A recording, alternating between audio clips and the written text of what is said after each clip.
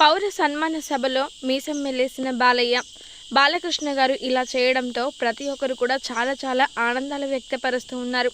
నందమూరి బాలకృష్ణ గారికి సినిమా రంగంలోనూ అలాగే రాజకీయ రంగంలోనూ సేవా రంగంలోనూ తిరుగులేదని చెప్పడంలో ఎలాంటి అతిశయోక్తి కూడా లేదు.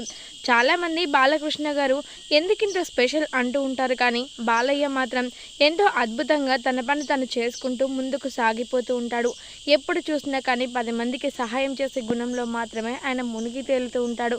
అందుకోసమని నందమూరి బాలకృష్ణ గారి యొక్క సేవలకి గాను అలాగే ఎన్నో ఏళ్లుగా ఇండస్ట్రీకి చేస్తున్నటువంటి అద్భుతమైన సేవకు గాను రాజకీయ రంగంలో ప్రజలకు చేస్తున్నటువంటి సేవలు ఇవన్నీ కూడా గుర్తించినటువంటి కేంద్ర ప్రభుత్వం నందమూరి బాలకృష్ణ గారికి రాష్ట్రపతి ద్రౌపది చేతుల మీదుగా పద్మభూషణ్ వరించిన సంగతి తెలిసిందే.